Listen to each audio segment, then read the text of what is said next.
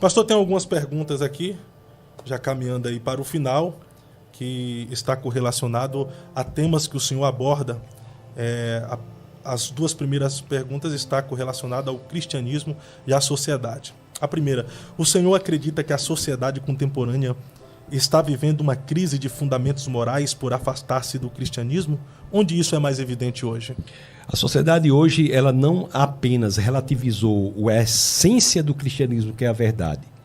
Ela apenas não é uma sociedade relativista, mas é uma sociedade que foi além. Ela não apenas diz que a verdade é relativa, mas ela celebra e premia a mentira. É uma sociedade hoje em que o elemento da verdade é jogado fora. Em João 14,6, Jesus diz: eu sou a verdade. Eu sou o caminho, a verdade e a vida, ninguém vê o Pai senão por mim. Eu sou a verdade, do grego aletheia. Então a sociedade hoje detesta Jesus porque Jesus é a verdade. E passa a premiar todas as narrativas sem necessidade de entender que a narrativa tem que ter um respaldo na realidade. A verdade, do ponto de vista correspondencial, é simples, é a relação perfeita entre o que se diz e a realidade. Hoje em dia as sociedades vivem de narrativas sem ter a necessidade que essas narrativas se mostrem corretas, correspondentes à realidade. E isso, de fato, é um grande problema. O cristianismo sempre influenciou ciência, direito e educação. Se Cristo fosse retirado da equação, que tipo de civilização restaria? Antes do cristianismo é a barbárie. Antes do cristianismo é a barbárie. Quem educou a Europa foi o cristianismo. O norte da Europa era feita de bárbaros. Foi o cristianismo que educou a Europa. Foi o cristianismo que forjou a melhor, mais bela, mais livre civilização já construída na história da humanidade, que foi a civilização ocidental. Foi graças ao cristianismo que nós temos o desenvolvimento das melhores e maiores universidades do mundo. Harvard, Princeton, Yale, Cambridge, Oxford foram criadas como escolas de discípulos cristãos. O lema original da Universidade de Harvard é verdade para Cristo e a Igreja. Foi graças ao cristianismo que nós tivemos o estabelecimento de hospitais. Não havia hospital em Grécia, não havia hospital em Roma. Foi lá no Concílio de Nicéia que se estabeleceu a necessidade de se atender os enfermos. Foi graças ao cristianismo que nós instituímos a caridade como um ato de fazer o bem ao outro sem esperar nada em troca.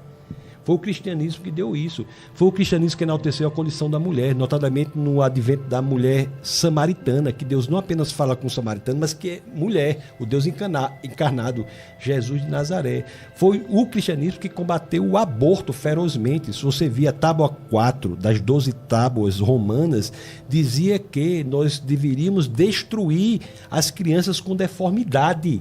Foi o cristianismo que estabeleceu a necessidade de proteção da vida, independentemente de a mãe quisesse ou não, o pai quisesse ou não. Foi que estabeleceu que o valor do ser humano é um valor intrínseco, por sermos feitos à imagem e semelhança de Deus, e não em decorrência do que temos, do que fazemos, do que somos, de filho de quem somos. Isso não tem nada a ver com o valor intrínseco da vida humana. Foi o cristianismo. Se Jesus de Nazaré não tivesse vindo, seria como era antes, barbárie. Foi o cristianismo que foi responsável pelo advento da humanidade. E digo uma coisa, o cristianismo é essencial. Pra você ter uma ideia, muitos falam da filosofia. A filosofia foi muito importante. E filosofia, inclusive, eu até falei no outro podcast de que participei, que a filosofia tem por objetivo até expor Cristo quando fala de aletheia e de logos, né? Não vou me debruçar muito sobre esse assunto, mas aletheia está lá em João 14,6 e logos é Jesus também com base em João 1,1, combinado com João 1,14. A filosofia. Mas a filosofia, veja bem, se você pegar os maiores filósofos da antiguidade, e a filosofia antiga, ela é a mais importante filosofia feita na história da humanidade. Tanto é assim que se você for fazer um curso de filosofia hoje, ou você vai estudar filosofia antiga ou nota de rodapé filosofia antiga, né? Eu vou ficar louco com essas informações. Antiga. Mas você veja bem, se você pegar a filosofia antiga, você pegue Sócrates. Tem quanto tempo de ministério Sócrates? Quanto tempo de ensino Sócrates? Vamos estar 50 anos de ensino, não é? Você pega Platão, 40 anos de ensino, Platão. Aristóteles, 50 anos de ensino. Dá o quê? Dá 130 anos. Em 130 anos, dos 3 maiores filósofos da antiguidade, nem representam 1/1000 do ensinamento que alguém fez por apenas 3 anos. 130 anos dos 3 maiores filósofos da antiguidade não chegam nem perto do ensinamento de um Galileu. de 3 anos. Você pode pegar aqui, entrevistar o maior satanista ateu. Chegar um ateu aqui, eu escrevi um livro. Deixa eu ver seu livro aí, o ateu, né? Você abre o livro dele, aí vai lá naquela ficha catalográfica, tá lá, fulano de tal, ano 2025. 2025 de quê? Do nascimento do nosso Senhor e Salvador Jesus Cristo. Jesus Cristo, ele é essencial para a humanidade. Sem ele, nós estaríamos na barbárie, sem falar do ponto de vista espiritual, que estaríamos todos condenados ao inferno. Perfeito, sensacional. Família e cultura. Como o senhor enxerga os ataques atuais ao conceito bíblico de família? Isso é apenas uma mudança cultural ou há uma intencionalidade ideológica por trás? A família é a instituição mais resistente contra todas essas ideologias anticristãs, de índole satânica. É na família que você tem uma formação de identidade muito superior à proposta do progressismo. O progressismo quer que você se identifique antes como nordestino, como negro, como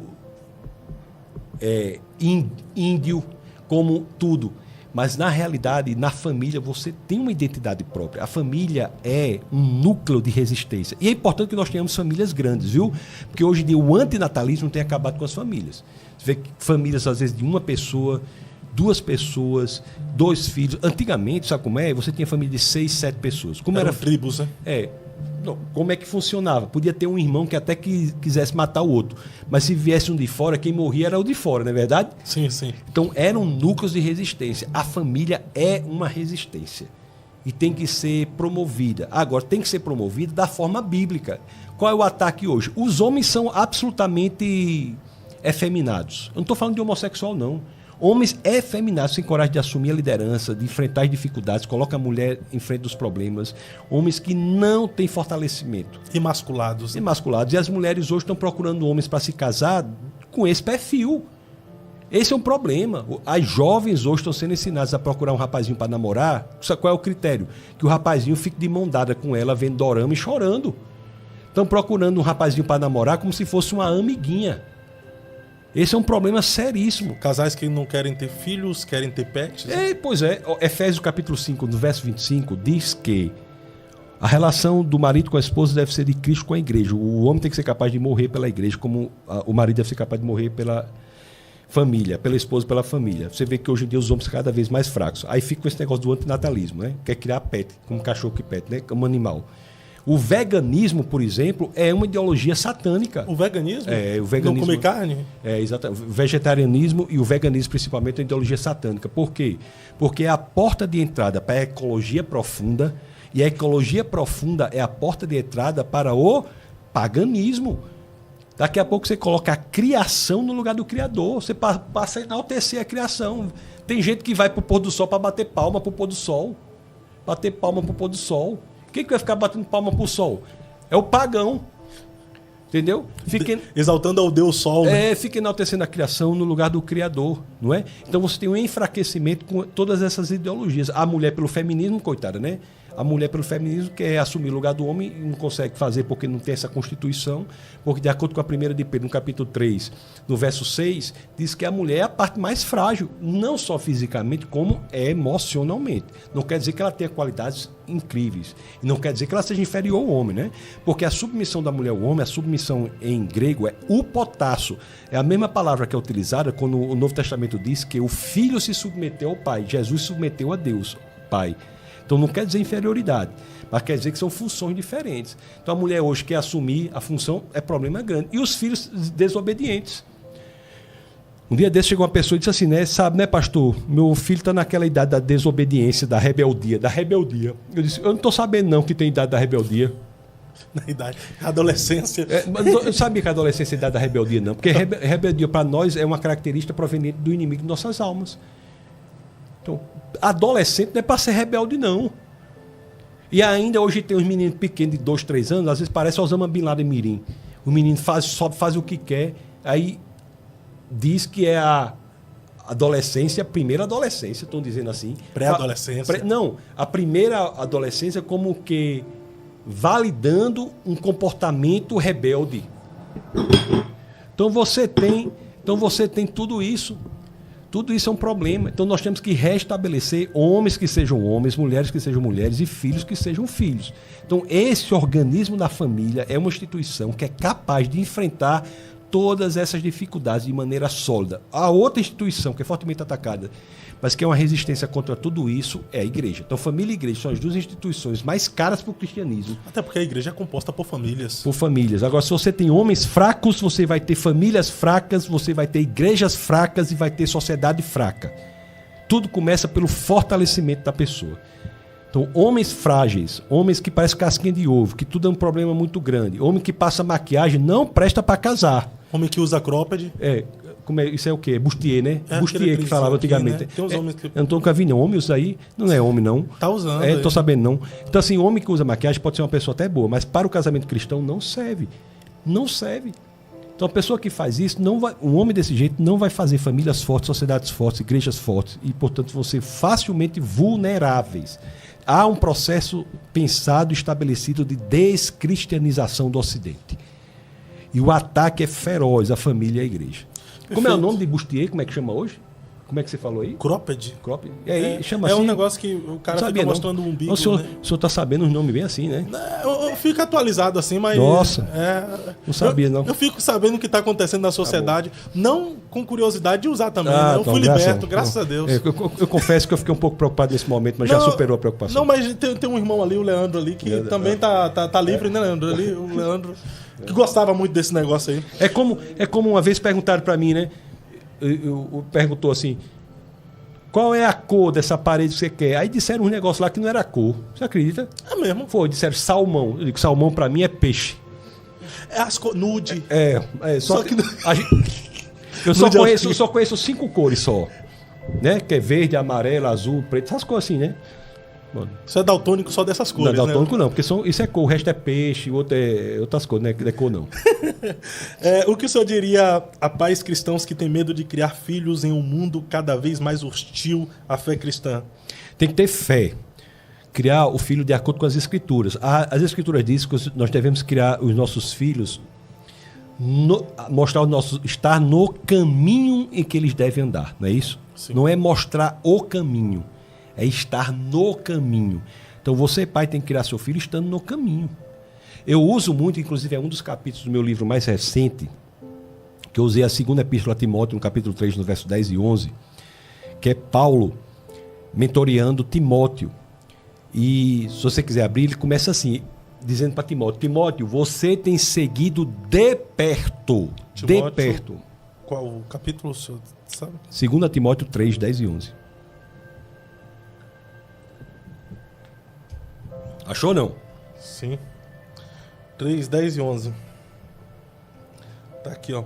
Tu, porém, tens seguido a minha doutrina, modo de viver, intenção, fé, longanimidade, amor, essa tradução aí não é boa não, porque não trouxe o advérbio de como ele devia seguir. Se você abrir qualquer outra tradução aí, vai dizer como deve ter seguido. Deixa eu ver a nova versão aqui.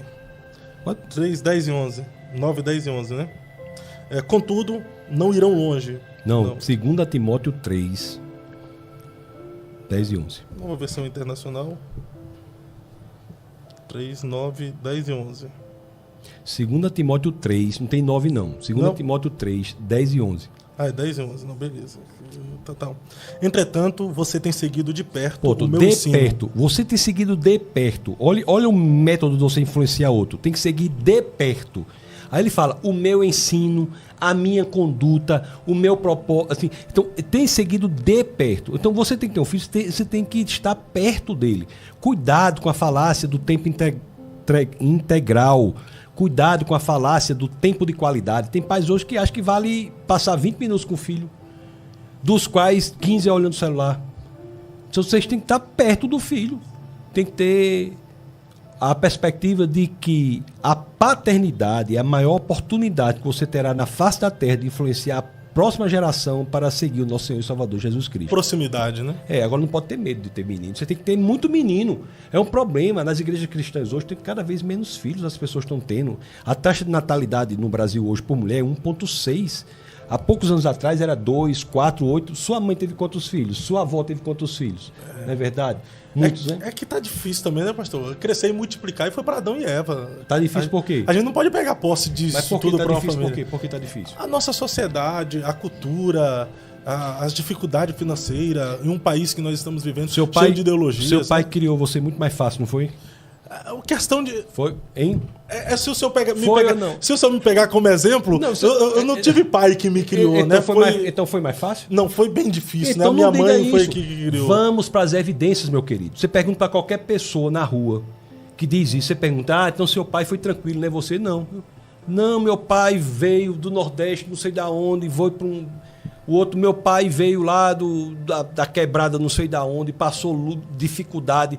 Aí o cara hoje tem coragem de dizer, não, porque hoje é muito mais difícil. Como é muito mais difícil? Hoje é muito mais fácil criar filho. Muito mais fácil criar filho hoje do que antigamente. O senhor tem quantos, pastor? Eu tenho... Minha esposa não pôde ter mais, eu tive 3, uma faleceu. Minha ideia era encher uma Kombi. Agora a mulher não pôde ter mais filho por questão de saúde. Aí não podia fazer, né? Eu só queria um time de futebol, né? Para ser campeão. Uma Kombi. Meu planejamento era ter uma Kombi. Uma Kombi cheia de menino. Imagina a casa. Mas você está entendendo o que eu estou dizendo? Sim, você está entendendo que às vezes a gente diz coisas sem analisar as evidências. Uhum. A gente diz, antigamente era mais fácil. Será? Não, mas pegando a ala ideológica, né, pastor? Vamos pegar as ideologias de hoje. Sem querer, eu tenho uma filha de 11 anos, ela vai para a escola, ela acaba sendo contaminada de alguma forma com a cultura que é apresentada para lá. Chega em casa, a gente tem que desconstruir tudo. Não, é o meu papel de pai, de educar e de doutrinar. Porém, é desafiador. E se a gente não tomar cuidado, mesmo sendo cristãos, a gente acaba perdendo os nossos filhos para essa ideologia, como tem muitos pais cristãos que perderam seus filhos para essa ideologia. Vão para a faculdade e se perdem. É verdade. Se nós não tivermos cuidado, nós não teremos missionários poderosos nesses ambientes pregando a palavra do arrependimento, crianças missionárias nesses lugares, jovens adolescentes nesses lugares. Você está certo. Tem que ter os meninos, tem que criar adequadamente. Criá-los adequadamente. É como eu falei, a 2 Timóteo 3, 10 e 11. Tem que seguir de perto o meu ensino, a minha conduta, o meu propósito, a minha fé, a minha paciência, os meus sofrimentos, as minhas perseguições. E a última frase aí da 2 Timóteo 3, 11 é saber que de tudo isso o Senhor me libertou. Lê aí. 2 Timóteo 3, 11. Porque a gente não pode esquecer essa última parte aí. As perseguições e os sofrimentos que enfrentei, coisas que me aconteceram em Antioquia, Icônio e Listra, suportei essas perseguições e o Senhor me livrou de todas elas. E a gente vai esquecer essa parte aí? A gente serve a um Deus que é um hamster? Não. Então a gente serve a um Deus que é criador do universo. De todas essas situações aí que estão elencadas aí, o Senhor nos livrou. Nós temos que ter coragem, determinação, propósito para criar essa próxima geração, para influenciar o mundo. Às vezes a gente esquece da grandeza do nosso Deus por causa da grandeza dessa sociedade que vem como um gigante impondo as suas ideologias para nós. Né? E quanto mais escuro for o ambiente, mais poderosa será a faíscazinha de luz que nós colocarmos. Nós temos que ter igrejas e famílias fortes. Perfeito. Pastor Tassos Licurgo. Vai ter mais menino? Não, você vai pastor, ter mais... Aproveita. Já encomenda, quando você chegar em casa, já encomenda mais alguns aí. Não, a gente...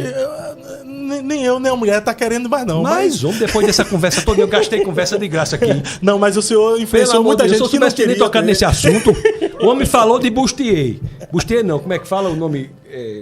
Cropped. Ele falou desse negócio, depois não quer mais. Aproveita e encomenda mais uns meninos lá, rapaz. Não, a gente vai fazendo amor, né, pastor? Mas bater mais menino, compra a Kombi. Fazer amor sem ter menino, né? Apesar que tem uma ideia que diz que antigamente não, neurologicamente, os homens, quando desejam ter relação com mulher, ele está desejando ter filhos. É isso, né? Mas isso aí eu não Segundo sei a neurociência, né? Tem uma ideia ter da filho, neurociência. O certo é a família ter muitos filhos, né? Muitos filhos.